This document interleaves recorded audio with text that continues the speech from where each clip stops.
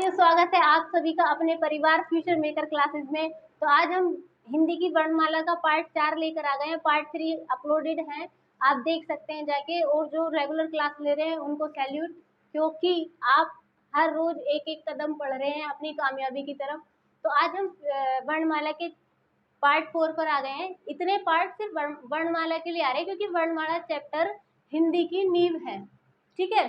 जिसका वर्णमाला सबसे ज्यादा क्लियर होगा, जितना अच्छा क्लियर होगा उतनी अच्छी हिंदी उसे आ जाएगी, क्योंकि वर्णमाला ही हमारी नींव है। उसी में सब कुछ हमें पढ़ा दिया गया है। इसी के आधार पर हमारे संधि और आगे के चैप्टर सब इसी के आधार पर होंगे। तो आज हम वर्णमाला का पार्ट 4 लेकर आ गए हैं, ठीक है। पहले हमने क्या पढ़ाया था? पहले में हमने आपको वर्णमाला का ज्ञान दिया था, 52 के 52 वर्णों को डिवाइड किया था। उसके बाद व्यंजन पढ़ाए थे। आज हमारी स्वरों की बारी है, ठीक है। स्वरों का वर्गीकरण आज हम आपको पढ़ा रहे हैं, ठीक है। चलो, स्वरों का वर्गीकरण। स्वर कितने थे हमारे पास? 11 स्वर थे हमारे पास। कितने स्वर थे हमारे पास? 11।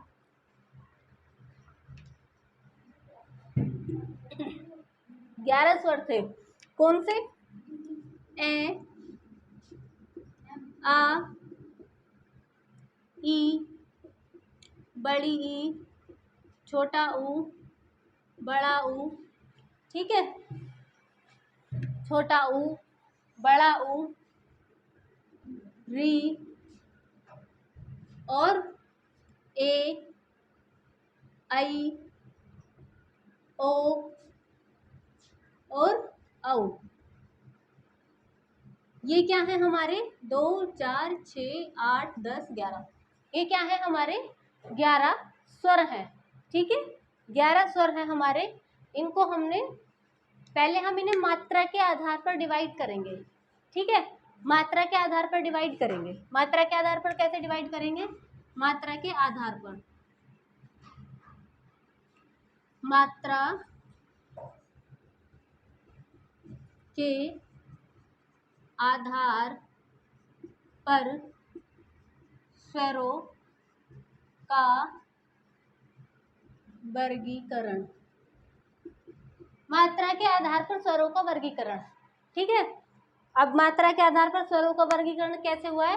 3 प्रकार से हुआ है। 3 प्रकार से। 3 प्रकार से। कौन कौन से वो 3 प्रकार? कौन कौन से? पहला है ह्रस्व स्वर। ह्रस्व स्वर, ठीक है। ह्रस्व स्वर। दूसरा है दीर्घ स्वर।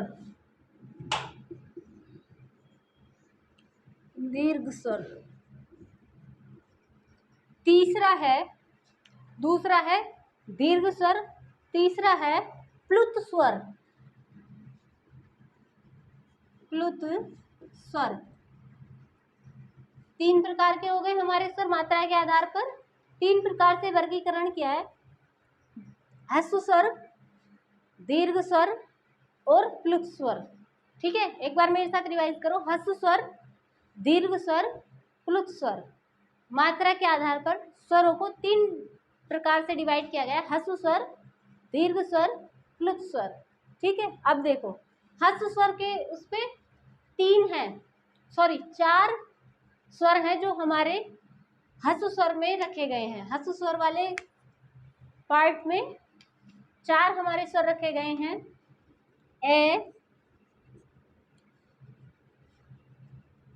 ऊ, ए, छोटी ई, छोटा ऊ और री। 4 स्वर हमारे ह्रस्व स्वर में रखे गए हैं। अब इसको याद कैसे करोगे? ह्रस्व स्वर में देखो, सिर्फ ह्रस्व स्वर 11 के 11 जो हमारे स्वर है ना, उनको ह्रस्व स्वर और दीर्घ स्वर में डिवाइड कर दिया है। ह्रस्व स्वर में है 4 स्वर और दीर्घ स्वर में है 7 स्वर। अब देखो, कौन से में 4 कौन से में 7 आप कैसे याद करोगे? इसको क्या दिया है वो अभी आगे आप पढ़ेंगे। 2 मिनट पहले इन्हें दे दीजिए, क्योंकि अभी आपके याद हो जाएंगे, ठीक है। अभी याद हो जाएंगे। देखो ध्यान से, पहले यहाँ पे देखो, ह्रस्व स्वर है। ह्रस्व स्वर जो हस हस हस हंसने का स्वर आ रहा है, चार स्वर है, तो आपके चारों दिशाओं से हंसने का स्वर आ रहा है। ठीक है, चारों दिशाओं से हंसने का स्वर आ रहा है। तो हस स्वर में कितने स्वर हुए? 4 स्वर।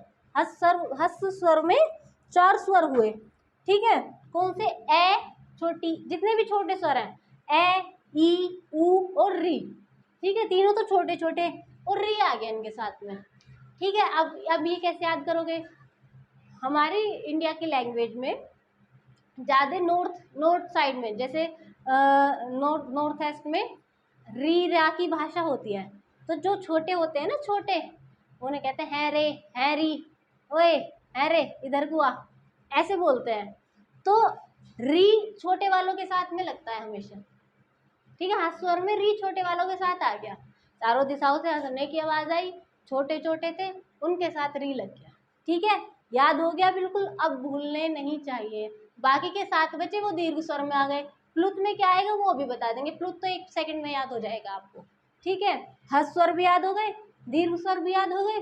दीर्घ स्वर में क्या क्या बचा? दीर्घ स्वर में क्या क्या बचा? ए आ गया, इसमें ए आ गया, फिर क्या बचा? आ, छोटी ई आ गई, क्या बचा? बड़ी ई। छोटा ऊ आ गया, क्या बचा? बड़ा ऊ। री आ गई। ठीक है, ए, आई, ए, आई, ओ और औ। चल गई पता? समझ आ गया? बिल्कुल याद भी हो जाना चाहिए, बिल्कुल अभी की अभी याद हो जाना चाहिए आपको। कुछ पढ़ रहे हो, नए टीचर से पढ़ रहे हो, कुछ नया पढ़ना चाहिए। ठीक है, अगर कुछ नया नहीं मिला तो फिर, अगर हिंदी भी आपने रटी, बचपन से हिंदी बोलते आ रहे हो, हिंदी भी आपने रटी, कुछ समझो, इंटरेस्टेड बनाओ कुछ। ठीक है, कुछ इंटरेस्टेड बनाओ। अब एक बार जैसे ही क्लास बंद होए, एक बार मंथन करना इस बात पे। ठीक है, मनन चिंतन करना इस बात पे कि क्या बताया था मैम ने। चारों दिशाओं से हंसने की आवाज़ आ रही थी, और हंसी हंसी में सब छोटे थे, और छोटों को री रा री करके बोलते हैं, है रे, है री। तो जो छोटे होते हैं उन्हें ऐसे बोलते हैं। तो री हमेशा छोटों के साथ होता है। ठीक है, तो री तो वहाँ आ गया, तो उसमें हस स्वर में आ गए। बाकी क्या था? दीर्घ स्वर था। तो सारे 11 जो है वो इन 2 पार्ट में ही बटे हुए हैं, तो बाकी के 7 उसमें आ गए। आ गई समझ में बात? हो गया बेड़ा पार इतना। अब कुछ याद करने की ज़रूरत है, रटने की, नोट्स भी बनाने की ज़रूरत नहीं है। सच बताऊँ तो एक बार वीडियो का ना दोबारा से तेज स्पीड से देख लेना, सब कुछ याद हो जाएगा। चलो आ जाओ, अब देखो, इतने याद हो गया। अब ह्रस्व स्वर छोटे हैं तो इन्हें एक मात्रिक स्वर भी कहते हैं। एक मात्रिक स्वर। ठीक है, ह्रस्व स्वर छोटे हैं, एक मात्रिक कहते हैं। दीर्घ और छोटे को क्या कहते हैं? जब हम 12th में थे, या 12th तक हमने पढ़ा है लघु उत्तरीय प्रश्न, दीर्घ उत्तरीय प्रश्न। तो लघु उत्तरीय मतलब छोटा प्रश्न, जिसका छोटा उत्तर हो वो क्या है? लघु उत्तरीय प्रश्न। और जिसका बड़ा उत्तर हो वो है दीर्घ उत्तरीय प्रश्न। तो ये क्या हुआ? लघु और दीर्घ क्या दर्शा रहे हैं? यानी कि कुछ ना कुछ छोटा बड़ा दर्शा रहे हैं। तो लघु किस में आएगा? हंसने वाले पे। ठीक है, हंसु में लघु आएगा, तो लघु उत्तरीय प्रश्न। लघु, तो लघु स्वर, और बड़े में दीर्घ स्वर है, और इसे द्विमात्रिक स्वर भी कहते हैं। द्विमात्रिक स्वर क्या कहते हैं इसको? दीर्घ मात्रिक स्वर भी कहते हैं, द्विमात्रिक स्वर भी कहते हैं। और दीर्घ बड़ा तो है ही, बड़ा, तो इसको क्या कहेंगे? बड़ा स्वर। ये जितने भी स्वर है ना, ये सारे बड़े स्वर हैं, तो क्या कहेंगे इसको? बड़ा स्वर। आया समझ में? यहाँ तक समझ में आ गया? बड़ा स्वर भी कहेंगे। ए आई री, ठीक है, ए ई ऊ री। ठीक है, इनको आगे यहाँ तक समझ में याद भी हो गया। अब आ जाओ प्लुत के बारे। प्लुत स्वर क्या होता है? पहले ना प्लुत स्वर क्या है? ह्रस्व स्वर में कितना, देखो, जिन्हें बोलने में कम बोल मात्रा के आधार पर देख रहे हैं ना हम, है ना, जिनके उच्चारण में कम समय लगे, ए कुछ समय लगा, ई उ कुछ समय लगा, नहीं लगा ना, री, तो जिनके उच्चारण में कम समय लगे उन्हें कहते हैं ह्रस्व स्वर। अब भैया छोटा है, छोटे को कम भी मिलेगा, सब कुछ होगा, उसके साथ तो अत्याचार होते हैं छोटे के साथ, ठीक है, तो उसे क्या है, कम समय मिलेगा। जो थोड़ा बड़ा हो गया है, जो थोड़ा बड़ा हो गया है उसे थोड़ा बड़ा समय लगेगा। कितना समय लगेगा भाई? वो एक मात्रिक है, वो द्विमात्रिक है, दुगना है ना उससे, तो इसे दुगना समय लगेगा उच्चारण में। जिन स्वरों को उच्चारित करते समय ह्रस्व स्वर से दुगना समय लगे वो द्विमात्रिक स्वर या ये दीर्घ स्वर या बड़ा स्वर कहलाते हैं, ठीक है, वो ये है। अब प्लुत क्या हो गया? ये इनसे भी बड़ा हो गया, ये इनसे भी बड़ा हो गया, जिसका उच्चारण दीर्घ स्वर से ज्यादा समय में होता हो या ह्रस्व स्वर का 3 गुना समय लगे। ह्रस्व स्वर का 3 गुना समय, अब ये कौन सा होता है? ये तो हमने सारे देख लिए, अब 11 ही पढ़े थे, 11 के 11 पढ़ लिए। कौन से? जैसे ओम बोलते हैं ना, ओम, कितना कितना स्वर खिंचाइए, ओम राम, तो ये क्या आ रहा है? ये इतना बड़ा स्वर, ये प्लुत स्वर है, इसमें 3 गुना समय लगता है, ह्रस्व स्वर से 3 गुना समय लगता है। अब देखो दर्शन चिन्ह, दर्शन चिन्ह क्या होते हैं? इसका ह्रस्व स्वर का दर्शन चिन्ह है ये एक डंडा है ऐसे।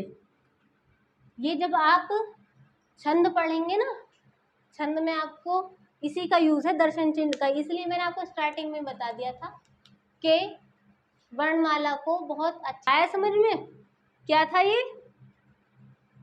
हाँ, इसका दर्शन चिन्ह है वन, और एक डंडा है दर्शन चिन्ह इसका, और दीर्घ स्वर का दर्शन चिन्ह है जब आप छंद पढ़ रहे होंगे तो इन दर्शन चिन्हों से ही छंद का सॉल्यूशन है। इसीलिए मैंने स्टार्टिंग में कह दिया था वर्णमाला को अपने गले में पहन लो, इस माला को बिल्कुल उतार जाओ अपने अंदर। पूरी हिंदी में मेहनत करने की जरूरत नहीं है अगर इस चैप्टर में मेहनत कर ली, और अगर इस चैप्टर में मेहनत नहीं करी तो पूरी हिंदी आने की नहीं है, कितनी मेहनत कर लेना, कहीं ना कहीं गलती करोगे।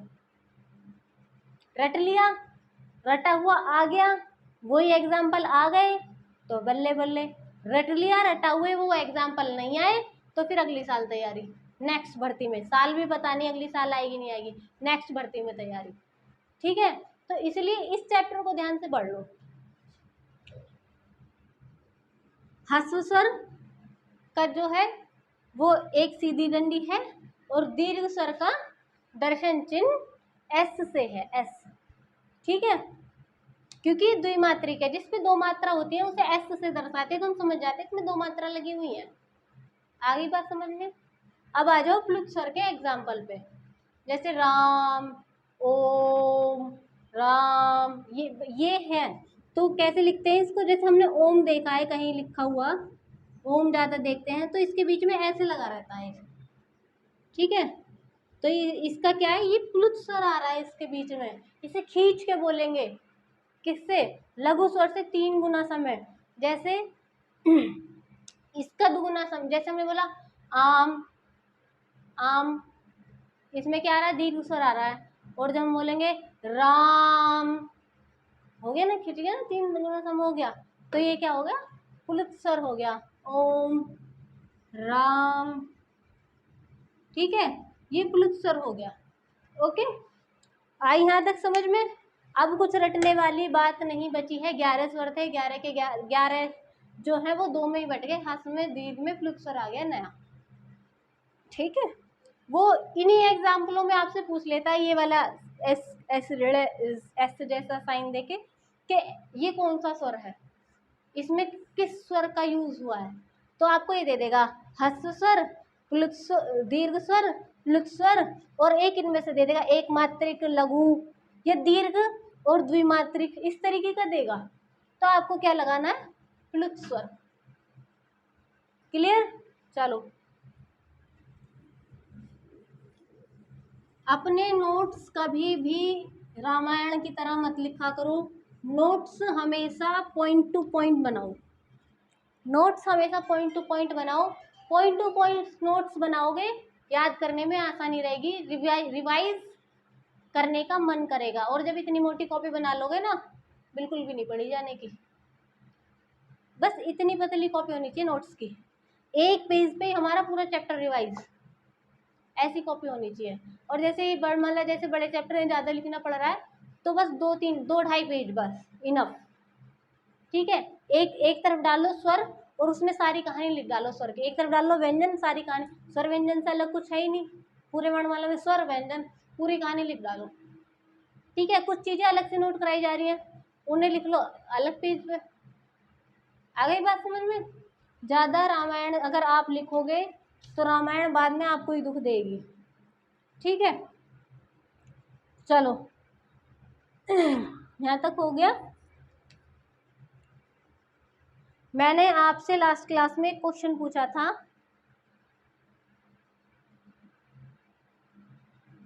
स्वरों को आधा कैसे लिखा जाता है ना? तो उसका आंसर किसी ने भी नहीं दिया है। आप ये सोचते हो कि मैं ऐसे ही पूछ लेती हूँ, मेरी क्वेश्चन पूछने की कोई ना कोई वजह होती है। आप दिमाग लगाओगे, सर्च करोगे तो कुछ ना कुछ आप नया ही सीखोगे, 2 बातें और नहीं सीखोगे उससे जुड़ी हुई। तो आप आज बता देना कि स्वरों को आधा करने की क्या तरीका है। व्यंजनों को आधा करने का तरीका बताया था मैंने, अब आप बताना स्वरों को आधा करने का क्या तरीका है। ठीक है, चलो आगे देखते हैं। देखो, स्वरों को, स्वर जो होते हैं ना, स्वर, इन्हें अच भी कहते हैं, अच। ठीक है, अच भी कहते हैं स्वरों को, और व्यंजनों को कहते हैं हल। हल, स्वरों को अच, स्वर, व्यंजन। ठीक है, इसे एक साइड में नोट बना के डाल लो। स्वर माना अच, अच माना स्वर, और हल माना व्यंजन। अब आगे चलो, ये तो हो गए हमारे मात्रा के आधार पर। ठीक है, मात्रा के आधार पर। अब है जीवा के आधार पर। जीवा के आधार पर, जीवा के आधार पर, जीवा के आधार पर। मात्रा के आधार पर पढ़े, अब पढ़ो जीवा के आधार पर। ठीक है,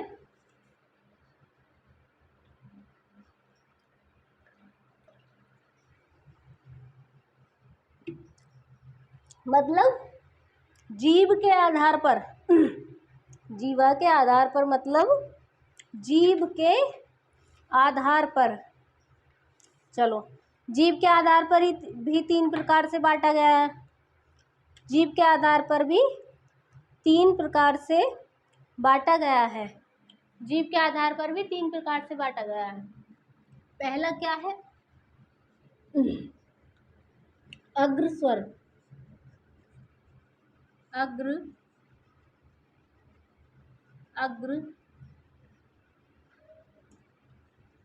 स्वर। ठीक है, पहला है अग्र स्वर। ठीक है, दूसरा है मध्य स्वर, इसे कहते हैं उदासीन भी कहते हैं इसे, उदासीन। तीसरा है पश्च स्वर, पश्च स्वर। ठीक है, जीव के आधार पर 3 हैं, अग्र, मध्य मतलब उदासीन, और पश्च, ये 4 होते हैं। ये केवल 1 होता है, ये 5 होते हैं। ठीक है, कितने हुए? 10। अब 1 कहाँ गया? उसमें 1 फालतू कर दिया था, इसमें 1 गायब कर दिया। अब 1 कहाँ से लाएंगे हम? ये अब हमारा 1 कहाँ चला गया? जो बेटा हमारा री है ना, री, वो उच्चारण के आधार पर नहीं गिना जाता। मतलब जीवा के आधार पर, बोलने के आधार पर उसे नहीं गिना जाता स्वरों में। क्यों नहीं गिना जाता? री क्या है? री, री में पहले रे की आवाज़ आ रही है ना, तो ये स्वर में इसको नहीं गिना जाता, क्योंकि इसमें रे की ध्वनि आ रही है। ठीक है, ये ध्वनि आ रही है ना इसमें, री की ध्वनि, तो इसे स्वरों में नहीं गिना जाता बोलने के आधार पर। अब देखो, इसमें आ जाओ, अग्र स्वर। अग्र का क्या मतलब है? आगे की तरफ जो हम बोले और हमारी जीभ से आगे की तरफ बोले, जैसे ई बोल के देखो, ई तो आगे से आवाज़ निकल रही है, जीभ के आगे वाले हिस्से से ई। ठीक है, बड़ी ई, इसकी भी आगे से ए, ये आवाज़ें कहाँ से निकल रही है?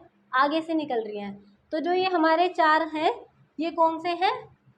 छोटी ई, बड़ी ई, ए और आई, ये है हमारे अग्र स्वर, जीवा के आधार पर, जीभ के आधार पर। ठीक है, बोलते समय जो जीभ से आगे का यूज होता है, ठीक है, वो होते हैं अग्र स्वर। उदासीन और मध्य स्वर, ये एक है, ये कौन सा है? उदासीन और मध्य, ये है ए कहाँ बीच में से आया ना, ए, पता नहीं कहाँ से निकल गया, गले से, यहाँ से ए बीच में से आया ये ई। तो यहाँ पे कंपन सी, जब हम बोले ई, तो जीभ के जो अगला हिस्सा है उसमें थोड़ी कंपन सी होती है, पता चल जाएगा। ऐसे बोलो ई ए, तो यहाँ पे अगले हिस्से में कंपन होगी। ठीक है, तो ये अग्र स्वर हो गए। और ए क्या है? एक। अब इसे आप ऐसे भी याद रख सकते हैं। देखो, जो बच्चा फर्स्ट आता है हमेशा, उसे भी कहते सब बहुत बढ़िया, और जो फेल हो जाए उसे अरे वाह बहुत बढ़िया, फेल हो गई। और जिसके 50% आए, जो मध्य में लटका हुआ है, 50, 60, 40, 45, 55, जो 40 से 60 के बीच में लटका होता है, उसे कहते हैं ए।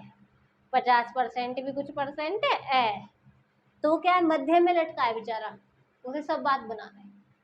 ठीक है, तो ये क्या है? ये बेचारा ए। तो ए क्या हो गया? बोलने के आधार पर। अब वो भी बोलने के आधार पर ही है।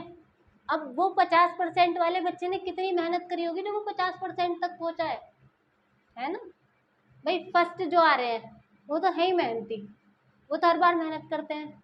और जो 50% ला रहा है उसके कभी कम भी रह जाते होंगे, कभी ज़्यादा भी हो जाते होंगे, तो उसके मन पे कितना जोर पड़ रहा है, और उसे सब बात बना देते हैं, बोल देते हैं। तो बोलने के आधार पर ये हो गया ए। उदासीन, वो बेचारा फिर उदास हो जाता है, इससे तो मैं फेल ही हो जाता है ना, उदास हो जाता है ए। तो ये क्या हो गया? मध्य स्वर जो है उसको मध्य में लटका। और वैसे वो मध्यम वर्ग के बच्चे कहलाते हैं, जो 50% होते हैं। ये मध्यम वर्ग के, ना ये ज़्यादा हाई है ना ये ज़्यादा लो है, तो ये मध्यम वर्ग के हैं। तो मध्य स्वर ए, और उदास हो गया। वो हो गई ये चीज़ यार, कोई इसमें ज़्यादा अब रटने की ज़रूरत है? ध्यान से सुनोगे ना, ऐसी हिंदी को टेक्निकल रूप से पढ़ोगे ना आप, कहीं ना पढ़ी होगी आपने इतने टेक्निकल तरीके से हिंदी। जैसे मैंने खुद याद करे हैं, ऐसे मैं आपको याद करा रही हूँ। जैसे मैंने एग्ज़ाम निकाला है, बस उसी कदम टू कदम उसी पे आपको चला रही हूँ। जो बच्चे फ्रेशर पढ़ रहे हैं ना, यकीन मानो, बस आप चलते जाना, बस मेहनत करते जाना। देखो, मैं कितना भी पढ़ा लूँ, अगर आप फॉलो नहीं करोगे, मेहनत नहीं करोगे, मेहनत ये नहीं कि बहुत ज़्यादा मेहनत, बस इतनी कर लो जितना मैं बता रही हूँ, एकदम 100% निकलेगा आपका। ठीक है, और जिन्हें नहीं करनी वो तो फिर भैया आप किसी से भी पढ़ लो, कोई कहने वाला नहीं है कुछ भी, वो तो फिर आप भगवान भरोसे हैं। ठीक है, चलो अब फर्स्ट स्वर पे आ जाओ। फर्स्ट स्वर पे अब देखो, मेरी बात सुनो। ये पता चल गया आपको, ई आई, ठीक है, ए पता चल गया। अब इन 5 से जो अलग है वो फर्स्ट में आ रहे हैं, इन 5 से अलग बाकी के 5 फर्स्ट में आ रहे हैं, और री है ही नहीं इसमें जीवा के आधार पर में। ठीक है, तो क्या बचा? ए हो गया, आ,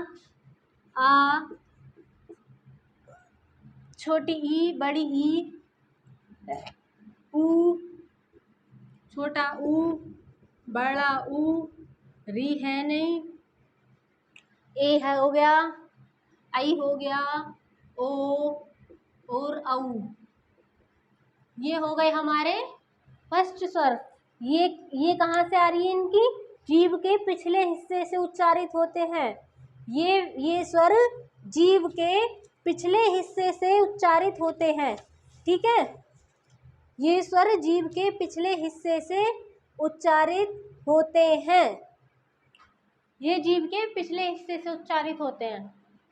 ठीक है, पश्च आ रहा है और पिछले हिस्से से। कौन सा बच्चा? अब देखो जो पीछे की तरफ है उन्हें देख के सब कैसे करते हैं?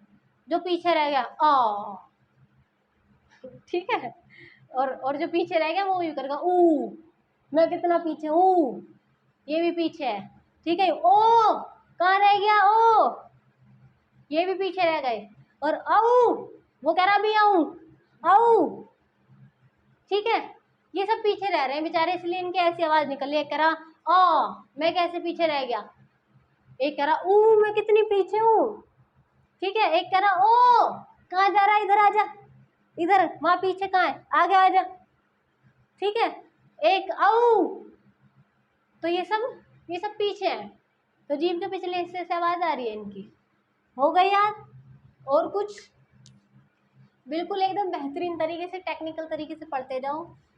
पढ़ाई बहुत इजी है अगर आप उसे अपनी प्रैक्टिकल लाइफ से रिलेट करते हैं तो पढ़ाई बहुत इजी है। ठीक है, आपको हिंदी का ज्ञाता नहीं बनना है, आपको पीएचडी नहीं करनी है, आपको सिर्फ एक छोटा सा एग्ज़ाम पास करना है। उसके लिए जितना ज़रूरी है सिर्फ उतना पढ़ो। आपको हिंदी पे किसी से डिबेट नहीं करनी है। आपको क्या करना है? एक सरकारी नौकरी लेके, वर्दी लेके अपना सपना क्या करना है? सपना पूरा करना है, साकार करना है और अपना जीवन बनाना है। ठीक है, आज के टाइम में सिर्फ कामयाब लोगों की वैल्यू है। तो आपको अपना सपना साकार करना है, एक नौकरी लेनी है छोटी सी। उसके लिए आपको बहुत सारा कुछ पढ़ने की ज़रूरत नहीं है। जितना ज़रूरी है सिर्फ उतना पढ़ो, रटो मत, दिमाग लगाओ। दिमाग ऊपर वाले ने सबको बराबर दिया है, बस शर्त है कि हम उसे किस तरीके से, किन बातों में कितना यूज़ कर रहे हैं, ये है। आगे बात समझ में? चलो अब आगे चलते हैं हम। ठीक है, आगे चलते हैं। तो ये क्या है? अग्रस्वर, जीभ के अगले हिस्से से बोले जाने वाले स्वर, अग्रस्वर। ठीक है, और देखो अगर आपको अग्रस्वर याद न रहे ना तो देखो जितने भी नीचे से लोटनीय, मैंने बताया ना लोटनीय वाले आगे को गिरेंगे, तो ये सब आगे को गिरने वाले हैं।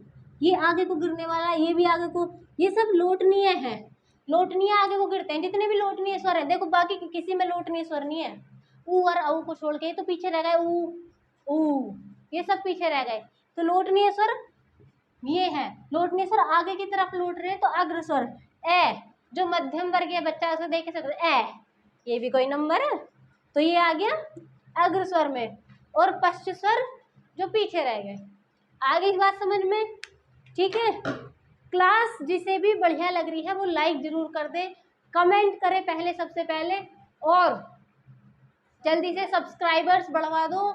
मैं चाहती हूँ कि जल्दी से जल्दी हम लाइव आए और हम लाइव कनेक्ट हो पाए, मैं आपके सामने और आप मेरे सामने। और जब जब हम पढ़ेंगे, जब आप मुझसे क्वेश्चन करोगे, जब मैं आपके क्वेश्चनों के जवाब दे पाऊंगी, तब मुझे ज़्यादा अच्छा लगेगा। अभी तो मुझे पता ही नहीं चल रहा आपका इस पे क्या रिएक्शन है। बस रिकॉर्ड हो गया फिर डल गया, रिकॉर्ड हो गया फिर डल गया, आपके रिएक्शन की पता ही नहीं चलती। आप लोग बिजी भी इतने हो, कमेंट भी नहीं कर पाते हो। हम समझ सकते हैं आपकी बिजी पने की वो क्योंकि भैया आप सरकारी नौकरी की तैयारी कर रहे हो, हम तो नौकरी लिए बैठे, हम तो ठाली आदमी है ना। आप कर रहे हो तैयारी, आप बहुत बिजी हो। चलो कोई बात नहीं, मत करो आप कमेंट। चलो अब आगे आ जाओ, हो गया इतना, अब आगे चलो। इतना ही रहने देते हैं आज, फिर मुख खुलने के आधार पर फिर आगे बताएंगे। क्लास ज़्यादा लंबी हो जाएगी, गला मेरा भी बैठा हुआ है और ज़्यादा ई ऊ करना पड़ रहा है, गले में हो गया है दर्द। तो अब यहीं पे रोक देते हैं क्लास को हम। ठीक है, सब्सक्राइब कर दो प्लीज़। बाकी घर के जितने भी फ़ोन हैं उनसे कर दीजिए, जो पढ़ने वाले आपके सहपाठी हैं उन्हें कर दीजिए, कहीं भी कर दीजिए, सब्सक्राइब कर दीजिए। बस इतना हो जाए कि मैं लाइव आऊँ तो मुझे कम से कम 50-60-100 तो मेरे साथ जुड़े रहें। अगर मैं अब लाइव लाऊँ 1 या 2 जुड़ेगा, 1 या 2 में फिर क्या फ़ायदा। इससे अच्छा तो मैं रिकॉर्ड कर दूँ, तो फिर मैं ये टाइम बाकी जगह अपना यूटिलाइज़ करूँ ना तुम्हारे लिए, ठीक है। अब आप बिजी आदमी हैं, हम छोटे आदमी हैं, क्योंकि छोटे आदमी कैसे, हम थाली हैं। आप नौकरी की तैयारी कर रहे हैं, हमें तो मिल गई, अब जिसे मिल गई वो तो थाली है ना।